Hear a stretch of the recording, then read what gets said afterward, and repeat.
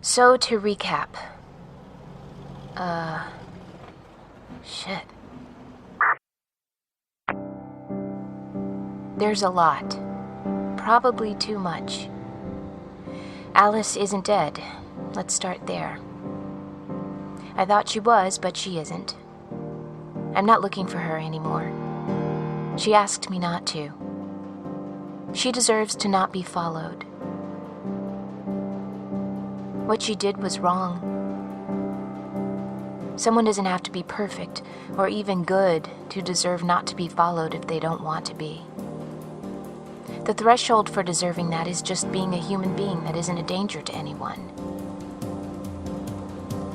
But I'm still out here. Still driving a truck. Still searching. Not for Alice, but for understanding. She and I both work for a transportation company called Bay and Creek. But Bay and Creek is not just involved in trucking and is apparently at war with a group of inhuman entities I call the Thistlemen, who are responsible for unsolved serial killings all over the country. The Thistlemen appear to do this with the knowledge and permission of the U.S. government. Oh man, that's a lot when I say it all out loud like that. What am I doing? I should go home. But I can't. Alice isn't dead, and neither am I.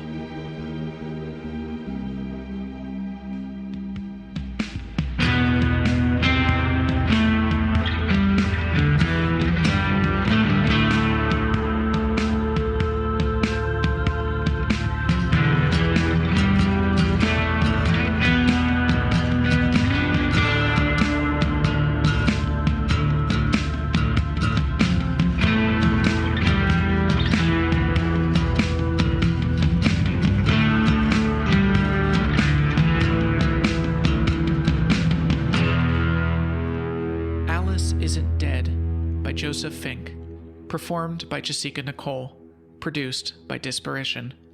Part 2, Chapter 1, The Last Free Place. This episode of Alice Isn't Dead is brought to you by Blue Apron. Some of us spend our lives on the road, searching for something we may never find. The rest of you should check out this week's menu and get your first 3 meals free with free shipping by going to blueapron.com/dead. Enjoy the, for some of us, rare joy of making your own dinners in your home. And hey, do it on us at blueapron.com/dead. And join us after the episode when I will tell you a knock-knock joke. I see their commander not 2 weeks later. I would have thought they would try to keep our routes separate, but maybe I'm below their worry, or even below their notice. And so the woman who led the Bay and Creek army that saved me back in the town of Thistleman, I see her chatting at a distribution center outside of Omaha. She seems at ease, a truck driver on a smoke break, talking, flirting maybe, with a warehouse worker. As she leaves, he hands her a piece of paper, which she puts in her pocket without reading. I don't think they were flirting. Then in Los Angeles a month after that, I see her again. She's sitting in her truck, not looking at her phone, not reading a book, not anything, only staring straight ahead. This time, I decide to follow her. I will be late on delivery. I will be in a great deal of trouble. But I don't think they will fire me. Dead stop traffic in the valley. High above, way up there on a power line, are 3 tiny birds. They sway as the line sways. At any moment they could take off. And then the car in front of me moves, and so I move, and we inch forward a little more before stopping again. An hour later, we come over the hill, and there is an entire plain of suburbia laid out for me. Orange tile roofs, and the signs for Targets and Walmarts arrayed out into the distance like the flags of nation states.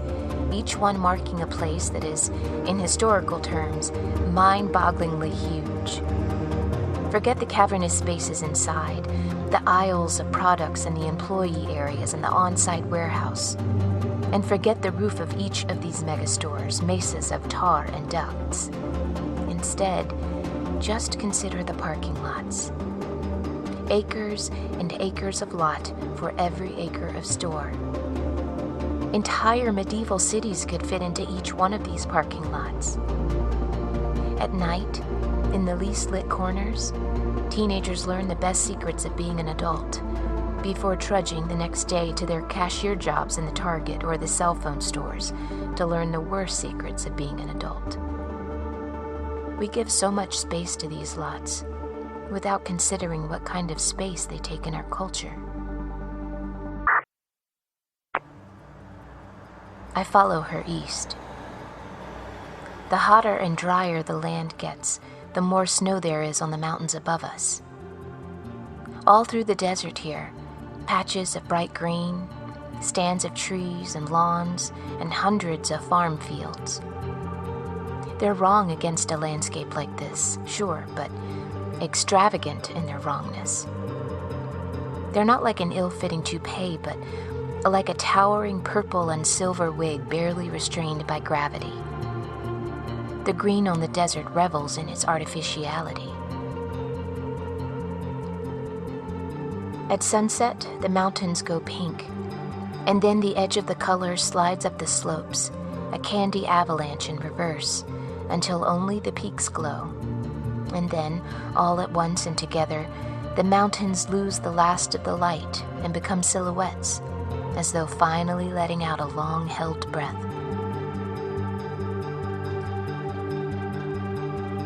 We pass Palm Springs and turn south toward the Salton Sea, an expanse of salt water created accidentally by a flood and maintained by agricultural runoff. With no natural flow of water in or out, the sea is destined to die, evaporating into an ever saltier state, and because of the fertilizers in the runoff, subject to algae blooms that cause mass die-offs in the fish. When I was a kid, we lived near a lot of agriculture, and from the road we could see a pond near the edge of some fields. It had a little island in the middle, trees all around it. The water was bright green.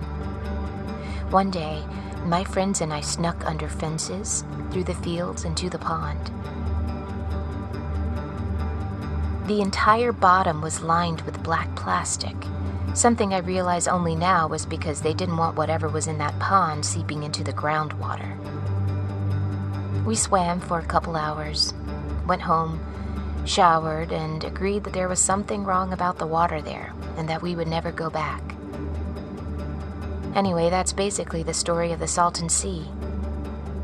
All of California spent the 50s and 60s sneaking into a pond of agricultural runoff, and then later realized that there was something wrong with the water and they should never go back. And so the resorts died, crumbling away or buried in mud. We're heading along the coast of the sea now. Oh shit. Okay. The road keeps dipping down and then up sharply, which is disconcerting in a truck like this. We pass these little dry streams, each one called a wash. I just passed Butter Wash. That sounds pretty good. Bug Wash. That sounds less good. We're turning off the highway in a town called Neeland, at the hollowed-out ruin of a corner store where someone has left a dog, a pony, and a horse all hitched together under a broken wall.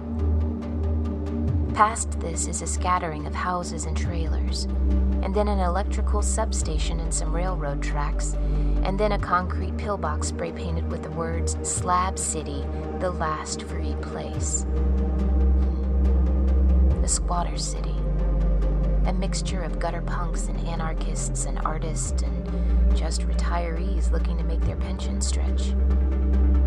Anyone who wants a patch of land without worrying about paying for it. The last free place.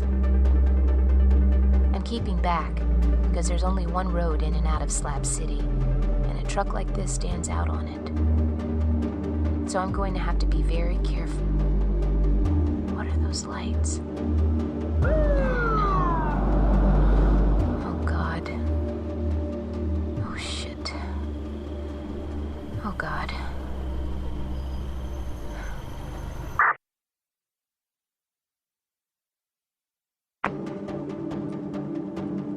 The cop is sitting there.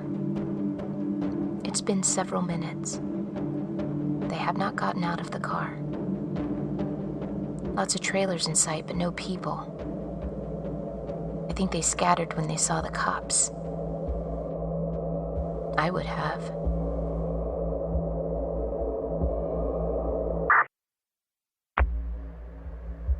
The officer's getting out. They're walking toward me. I'm going to. I'll leave the radio on. Just in case. Hey. Hey. Hello, officer. How can I help you? Do you have any idea how fast you were going? No. I think I was... Well, how fast was I going? I don't know. That's why I asked. I have it on cruise control. It should have been right around the speed limit. Like to give up control? I'm sorry? Don't be. It's a common wish. Life is so complicated, anything to make it more simple. I'm not sure. How can I help you, officer? What's your name? Keisha. Okay, Keisha. No problem. I'll need your license and registration, please. Sure.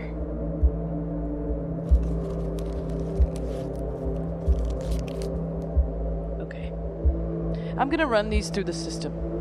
Sit tight. Jesus.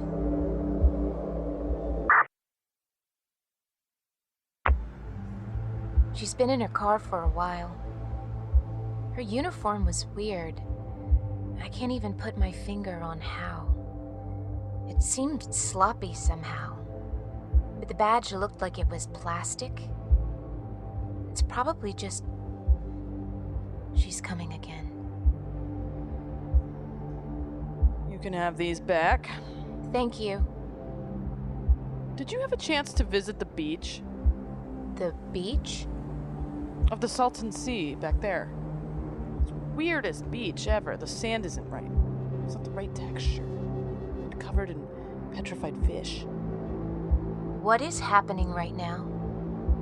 And then you look closer at the sand, you know, of the beach, and you realize the sand isn't sand. It's fishbone. The beaches are made of fishbone here. Is there a problem, officer? I used to have this thing as a kid. I didn't like uncovered windows. Mostly after dark, but sometimes during the light, too. At night, I thought there was something out there watching me.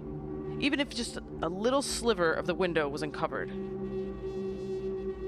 I would picture an eye pressed up against it. And then during the day, it was different. I would instead imagine some horrible creatures shuffling around the house, and they would be arriving that window soon, and they would see me, but worse, I would see them. It's a childish fear, but as you and I both know, not an unfounded one. Officer, Was there a particular reason you pulled me over? You were going fast. I was going over the speed limit? I have no idea. You were going fast.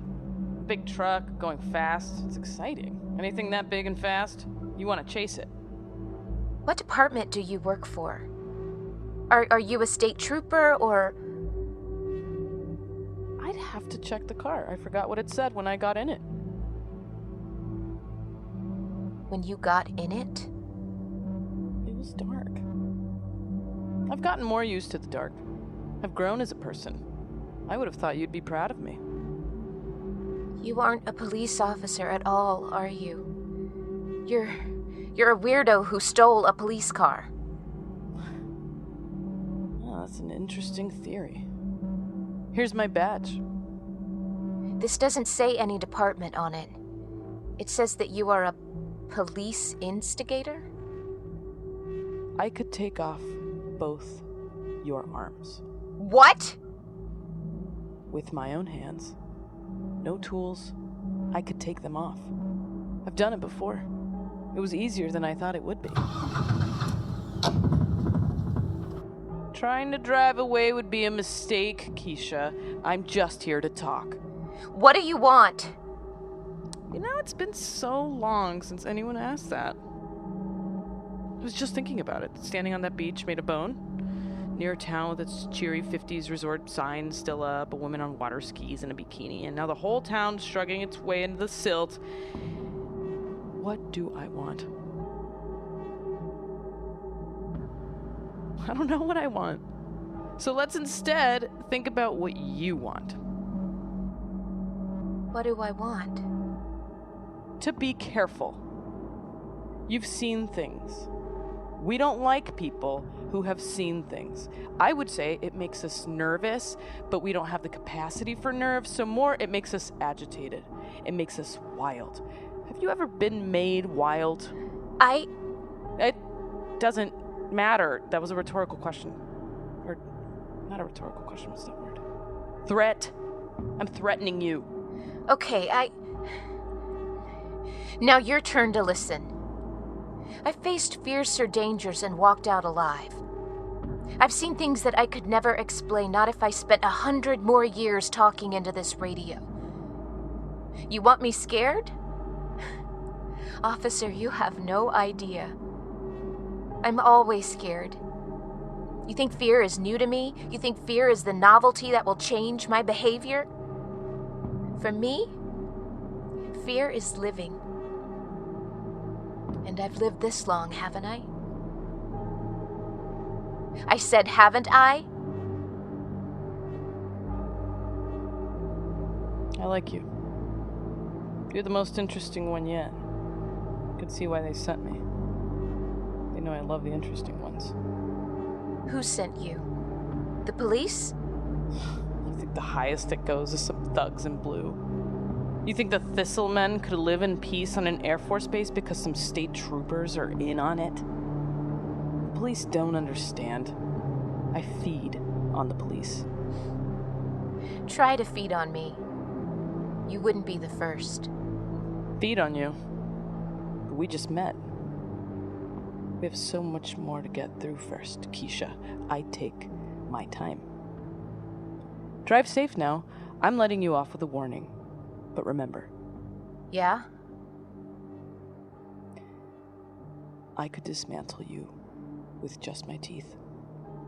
I've done that too. I'll be seeing you around, Keisha. This is gonna be a good time, I think. Isn't it so nice, you know, when you love your job?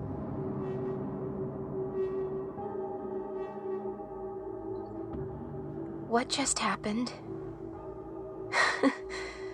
Oh, Alice. This is much worse than the Thistlemen, I think. They were hungry, but she was smart. She was very smart.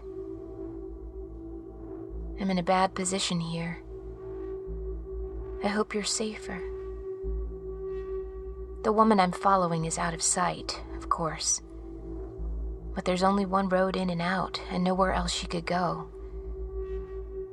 I just have to wait. An entire day, by the way.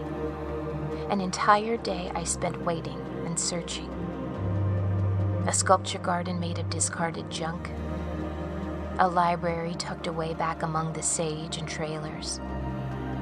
A towering monument to Jesus made of hay and latex paint. A squatter shack on a hill with a big yellow eye watching me. I don't know how, but the woman from Bay and Creek and her entire truck vanished in the last free place.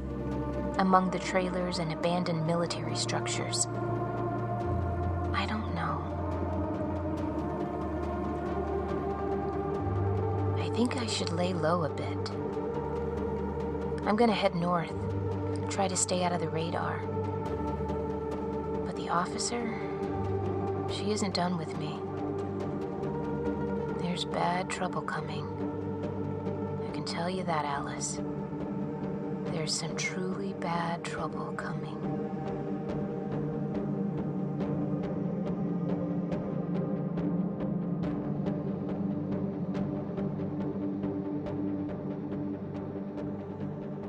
This episode also featured the voice of Roberta Colindres.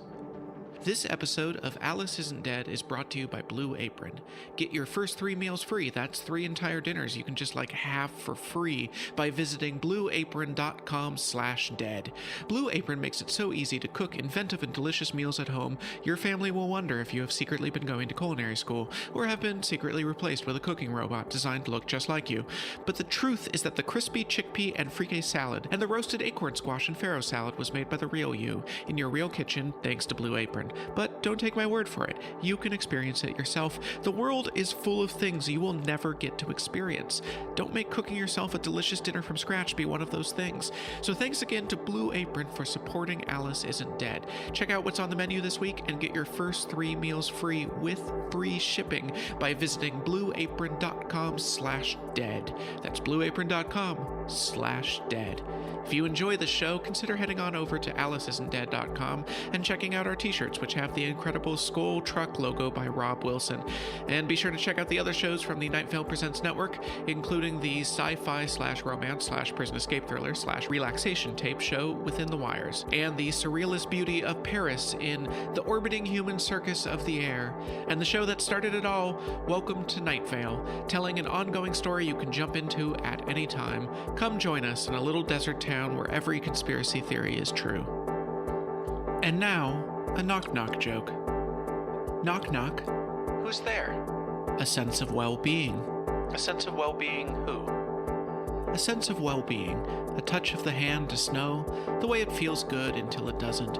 The way it only hurts later. The way that the world seems lighter, as in illumination. And the way the world seems lighter, as in weight. And the way the world seems lighter, as in stress. The way it seems like we've hidden all that was ugly under a fresh start until the friction of our movement starts turning all that was hidden back to the surface. Because it always resurfaces. Because the dead return. Because light reverses. Aren't you glad I didn't run screaming into the woods? Never heard from again physically? Impossible to stop hearing memory-wise? This has been a production of Night Vale Presents. Find out more about us and our shows at nightvalepresents.com.